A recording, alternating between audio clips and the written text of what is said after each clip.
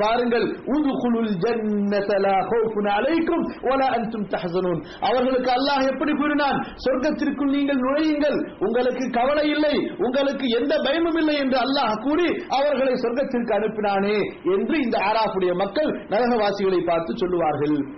அடுத்து இந்த நரகத்துடைய மக்கள் சொர்க்கவாசிகளை பார்த்து அழைத்து சொல்வார்கள், வனாதா அஸ்ஹாபுன் நார் அஸ்ஹாபல் ஜன்னah அன் அஃபீது அலைனா மினல் மாஇ அவ் மிம்மா ரஸககுமுல்லாஹ் قالوا إن الله حرمهما على الكافرين الذين اتخذوا دينهم لهوا ولعبا وغرتهم الحياة الدنيا فاليوم ننساهم كما نسوا لقاء يومهم هذا وما كانوا بآياتنا يجحدون. இந்த நரகத்துடைய மக்கள் சொர்க்கவாசிகளை அழைத்து சொல்வார்கள், ஓ சொர்க்கவாசிகளே, வனாதா அஸ்ஹாபுன் நார் அஸ்ஹாபல் ஜன்னah, கொஞ்சம் இரக்கம் காட்டுங்கள், கொஞ்சம் எங்கள் மீது கருணை காட்டுங்கள், உங்களுக்கு அல்லாஹ் கொடுத்திருக்கக்கூடிய தண்ணீரை, உங்களுக்கு அல்லாஹ் கொடுத்திருக்கக்கூடிய உணவை எங்களுக்கு சற்று சுவைப்பதற்கு கொடுங்கள். அல்லாஹ் அக்பர். பார்த்தோம் நரகத்திலே எப்படிப்பட்ட உணவும் எப்படிப்பட்ட குடிபானமும் அவர்களுக்கு கொடுக்கப்படும் என்பதாக. அதிலிருந்து தங்களை பாதுகாத்துக் கொண்டு கொஞ்சம் சொர்க்கத்துடைய தண்ணீரை எங்களுக்கு ஊற்றுங்கள், அல்லது அல்லாஹ் உங்களுக்கு கொடுத்திருக்கக்கூடிய உணவுகளிலிருந்து கொஞ்சத்தை எங்களுக்கு நீங்கள் கொடுங்கள். சொர்க்கவாசிகள் என்ன சொல்வார்கள் தெரியுமா? முடியாது, முடியாது. அல்லாஹ் சொர்க்கத்துடைய உணவை, சொர்க்கத்துடைய குடிபானத்தை காஃபிர்களாகிய உங்கள் மீது ஹராம் விலக்கி விட்டான், தடுத்து விட்டான். நீங்கள் யார்? இந்த மார்க்கத்தை கேவலமாக பேசியவர்கள், இந்த மார்க்கத்தை விளையாட்டாக எடுத்துக்கொண்டவர்கள், உலக வாழ்க்கையிலே சிக்கி உலக இன்பத்திலே மூழ்கியவர்கள். அல்லாஹ் அக்பர். என்ன காரணத்தை சொல்லுகின்றார்கள் பாருங்கள். காபிர்கள் மீது இந்த சொர்க்கத்தினுடைய பானங்களை, உணவுகளை அல்லாஹ் தடுத்திருக்கிறான் என்று சொல்லும் பொழுது அவர்களுடைய தன்மைகளை அல்லாஹ் அங்கே குறிப்பிட மறக்கவில்லை. அல்லாஹ் குறிப்பிட்டு சொல்கிறான். காரணம் என்ன தெரியுமா? அல்லாஹ்விடத்திலே தன்மைகளை கொண்டுதான் முடிவு, பெயர்களை கொண்டு முடிவு கிடையாது. என்ன தன்மை இருக்கிறதோ அதற்கு ஏற்பத்தான் அல்லாஹ்வின் புறத்திலிருந்து செயல்பாடு இருக்கும். பெயர் வைத்துக் கொண்டதால் சொர்க்கம் கிடைத்து விடாது. ரசூலுல்லாஹி ஸல்லல்லாஹு அலைஹி வஸல்லம் உடைய காலத்திலே முனாஃபிக், நயவஞ்சகர்கள், அவர்களுடைய தலைவன் யார் தெரியுமா? அப்துல்லாஹ். முனாஃபிக்குகளுடைய தலைவனுடைய பெயர் என்ன? அப்துல்லாஹ். அந்த அப்துல்லாஹ் என்ற பெயர் அவனுக்கு ஏதாவது பாதுகாப்பை கொடுக்க முடியுமா? நிச்சயமாக கொடுக்க முடியாது. அல்லாஹ்விடத்தில் பெயர்களை கொண்டு ஈடேற்றம் கிடையாது, தன்மைகளை கொண்டுதான் அல்லாஹ்விடத்தில் ஈடேற்றம். அல்லாஹ் தஆலா காஃபிர்கள் என்று சொன்னால் அவர்களிடத்தில் இருந்த தன்மை என்ன, பாவம் என்ன, என்ன குற்றம், அதை சொல்லுகின்றான். அல்லதீன தஹது தீனஹும் லஹ்வன் வ லஇபா, இந்த மார்க்கத்தை வீணாக விளையாட்டாக அவர்கள் பார்த்தார்கள். வகர்ரதுஹுல் ஹயாத்துத் துன்யா, உலக இன்பத்தையே குறிக்கோளாக கொண்டு வாழ்ந்தார்கள். அல்லாஹ் அக்பர். யார் ஒருவர் இந்த உலகத்தையே நோக்கமாக கொண்டு வாழ்கிறார்கள், அமல்களை சேகரிக்க வேண்டும், நன்மைகளை செய்ய வேண்டும், மறுமை, இந்த நோக்கங்கள் எல்லாம் அவருக்கு கிடையாது. சம்பாதிக்க வேண்டும், சம்பாதிக்க வேண்டும், சம்பாதிக்க வேண்டும், செல்வத்தை சேர்க்க வேண்டும், இவர்கள் எல்லாம் இந்த வசனத்திற்குள் அடங்குவார்கள். அல்லாஹ் தஆலா சூரா பனி இஸ்ராயீல சொல்லும் பொழுது, மன் கான யுரீதுல்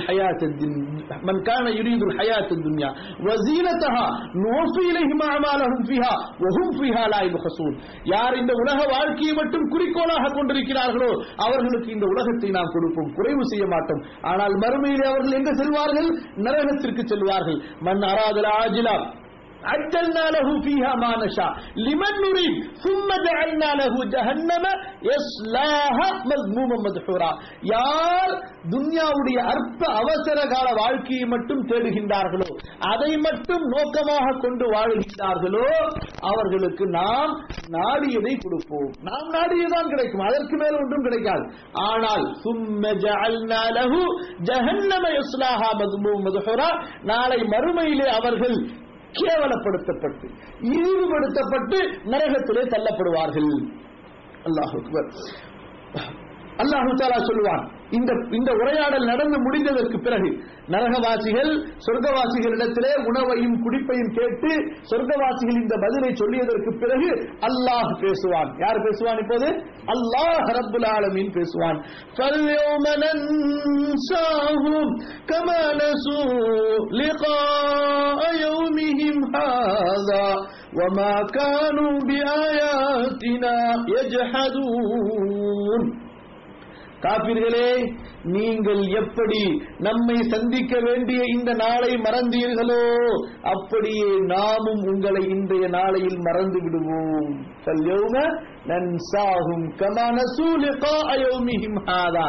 நீங்கள் என்னை மறந்தது போன்று நாங்களும் இன்று உங்களை மறந்து விடுவோம்.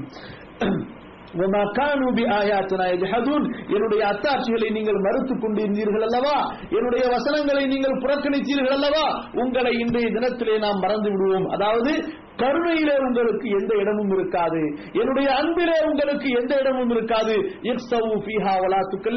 கேவலப்படுங்கள், இந்த நரகத்திலே என்னிடத்திலே பேசாதீர்கள் என்பதாக அல்லாஹ் அவர்களை தள்ளிவிடுவார். அன்பிற்குரியவர்களே, பல விஷயங்களை நாம் பார்த்தோம். நரகத்திலே ஒரு மனிதனை தள்ளக்கூடிய அமல்களிலே சில முக்கியமான விஷயங்களை குர்ஆனுடைய சூரா முத்தஸ்ஸிருடைய அத்தியாயத்திலிருந்தும் சூரத்துல் ஆராஃபிலிருந்தும் நாம் பார்த்தோம். அடுத்து இன்னும் பல பாவங்கள், அந்த பல பாவங்களிலே மிக மிக முக்கியமான ஒன்று அஷ்ஷிர்க், இணை வைத்தல், குஃபுர், அல்லாஹுவை நிராகரித்தல். இந்த மக்கள் என்ன எண்ணிக்கொள்கிறார்கள்?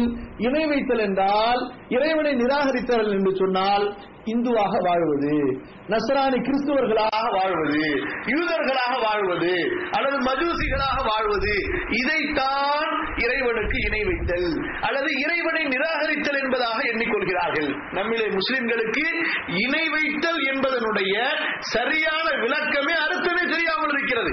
சிலைகளை கும்பிடுவதை இணை வைத்தல் என்பதாக நம்புகின்றார்கள். ஆனால் அதே சமயத்திலே நல்லோர்கள் அடங்கி இருக்கக்கூடிய முஸ்லிம்கள் முன்னோர்கள் அடங்கி இருக்கக்கூடிய அடக்கத்தலங்களுக்கு சென்று அங்கு சஜிதா செய்வதையோ, அங்கு தவாப் சுற்றி வருவதையோ, அதை தொட்டு முத்தமிடுவதையோ, அங்கு போர்வை போர்த்துவதையோ, அல்லது அங்கே தங்கி அல்லாஹ்வுடைய பரக்கத்தை எதிர்பார்ப்பதையோ, அல்லது அவர்களின் மூலமாக நமக்கு நன்மை கிடைக்கும் என்று நம்புவதையோ, அல்லது அவர்கள் மூலமாக அல்லாஹ்விடத்திலே துஆ செய்தால் அல்லாஹ் துஆக்களை ஏற்றுக்கொள்வான் என்று நம்புவதையோ அவர்கள் ஷிர்காக எண்ணுவது கிடையாது. அவர்கள் என்ன எண்ணுகின்றார்கள்? ஒரு கோயில்ல போய் சாமி கும்பிடுங்கள் என்று சொன்னால் அது ஷிர்காயிட்டே என்று அதை உணர்கின்றார்கள், அதை ஷிர்க் என்று விளங்கி வைத்திருக்கிறார்கள். ஆனால் இன்னும் பல வடிவங்களாகிய இன்னும் பல வழிகளாகிய இவற்றையெல்லாம் அவர்கள் ஷிர்க் என்று அறியாமல் இருக்கிறார்கள். எப்படி ஒரு சிலையை வணங்குவது ஷிர்கோ, ஒரு சிலைக்கு பூஜை போடுவது ஷிர்கோ, ஒரு சிலையிடத்திலே சென்று பிரார்த்தனை கேட்பது ஷிர்கோ, அது போன்றுதான் ஒரு கபரிடத்திலே சென்று நல்லோர்களோ பெரியோர்களோ முன்னோர்களோ அடக்கம் செய்யப்பட்டிருக்கக்கூடிய அடக்கத்தலங்களுக்கு சென்று அவர்களிடத்தில் நேரடியாக பிரார்த்தனை செய்வதும் ஷிர்கு. அல்லது அவர்கள் மூலமாக அல்லாஹ்விடத்திலே பிரார்த்தனை செய்கிறோம் என்று சொல்லுவதும் ஷிர்கு. அவர்களிடத்திலே நேர்ச்சி செய்து தங்களுடைய லாப நஷ்டங்களை தேடுவது அதுவும் ஷிர்க். அங்கே சென்று இஅ்திகாஃப் இருப்பது, அங்கே சென்று இரவு தங்கினால் நம்முடைய நோய்கள் எல்லாம் ஓடிவிடும், நமக்கு சுகம் கிடைத்துவிடும், நம்முடைய பிரச்சனைகள் நீங்கிவிடும் என்று நம்பிக்கை கொள்வது ஷிர்க். கபர்களுக்கு சென்று போர்வை போர்த்துவது ஷிர்க். கபர்களிடத்திலே சென்று அங்கே சுற்றி வலம் வருவது ஷிர்க். அங்கே சஜிதா செய்வது ஷிர்க். அங்கே சென்று அதனுடைய சுவர்களை தொட்டு தடவி அதன் மூலமாக பரக்கத்தை பெறுகிறோம் என்று நம்புவது ஷிர்க். இப்படி ஷிர்க்கினுடைய வகைகளும் வழிகளும் ஏராளமாக இருக்கின்றன. மக்கள் இதை புரிந்து கொள்ள வேண்டும், இதை தெரிந்து கொள்ள வேண்டும். ரசூலுல்லாஹி ஸல்லல்லாஹு அலைஹி வஸல்லம் எந்த அளவிற்கு ஷிர்க்கினுடைய வாசலை விவரித்து சொன்னார்கள் என்று சொன்னால், ஒரு முறை ஒரு மனிதர் கிராமத்திலிருந்து வந்தவர் ரசூலுல்லாஹி ஸல்லல்லாஹு அலைஹி வஸல்லம் இடத்திலே பேசிக் கொண்டிருக்கும் பொழுது, அல்லாஹ்வுடைய தூதரே, நீங்களும் அல்லாஹ்வும் நீங்களும் நாடினால் என்னுடைய காரியம் நிறைவேறிவிடும் என்று சொன்னார். என்ன சொன்னார்? அல்லாஹ்வும் நீங்களும் நாடினால். இன்றைக்கு நம்மள பலர் இந்த அல்லாஹ்வும் நாடினால் என்ற வார்த்தையை கூட சொல்வது கிடையாது. நீங்க நினைச்சா எங்க காரியத்தை செஞ்சு கொடுத்துருவீங்க, நீங்க மனசு வச்சா எங்க காரியத்தை செஞ்சு கொடுத்துருவீங்க, நீங்க மனசு வச்சா எங்களுக்கு இது ஆகி போயிடும், நீங்க மனசு வச்சா எங்களுக்கு இந்த உதவி கிடைச்சு போயிடும், நீங்க மனசு வச்சா எங்களுக்கு இந்த வேலை ஆகி போயிடும். அல்லாஹ் அக்பர். அந்த ஆராபி என்ன சொன்னார்? அல்லாஹ்வும் நீங்களும் நாடினால் என்னுடைய இந்த காரியம் நடந்துவிடும் என்று சொன்னார். என்ன சொன்னார்கள் ரசூலுல்லாஹி ஸல்லல்லாஹு அலைஹி வஸல்லம் பதில்? அஜஅல்தனி லில்லாஹி நித்தா, என்னை அல்லாஹ்விற்கு சமமாக நீ ஆக்கி விட்டாயா? அல்லாஹ் அக்பர். வார்த்தை சொன்னார்கள், என்னை நீ அல்லாஹ்விற்கு சமமாக ஆக்கி விட்டாயா? இணை வைத்தலுக்கு சமமாக சொன்னார்கள். அல்லாஹ் அக்பர். ரசூலுல்லாஹி ஸல்லல்லாஹு அலைஹி வஸல்லம் அவர்கள் சொன்னார்கள், மன் அத்தா காஹினன் ஃபஸத்தகஹு பிமா யகூல் ஃபகத் கஃபர பிமா உன்ஸில அலா முஹம்மதின் ஸல்லல்லாஹு அலைஹி வஸல்லம். யார் ஒருவன் ஜோசியம் பார்ப்பவனிடத்திலே சென்று குறி கேட்டானோ, அவன் சொல்வதை நம்பினானோ, முஹம்மதின் மீது இறக்கப்பட்ட இந்த குர்ஆனை மறுத்து விட்டான். அல்லாஹ் அக்பர். இன்றைக்கு பணக்காரர்கள் என்ன செய்கிறார்கள்? வீடு கட்டுவதாக இருந்தால் பஞ்சாங்கம் பார்க்கிறார்கள். காபிர்களை போன்று வாஸ்து பார்க்கிறார்கள். என்ன நிறத்திலே பெயிண்ட் அடிப்பது, எந்த பக்கமாக வாசல் வைப்பது, அடுப்பாங்கரை எந்த பக்கத்திலே வைப்பது, பெட்ரூம் எந்த பக்கத்திலே அமைப்பது.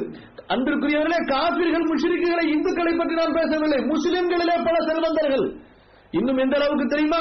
அவர்கள் தங்களுடைய சமஸ்கிருத பாஷையிலே பஞ்சாங்கத்தை பார்க்கிறார்கள் என்று சொன்னால் நம்முடைய முஸ்லிம்களிலே